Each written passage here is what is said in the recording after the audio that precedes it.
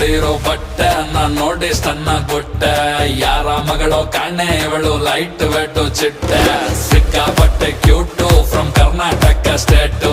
peg ಮೇಲೆ peg ಬಿದ್ರು ನಡೀತಾಳೆ strike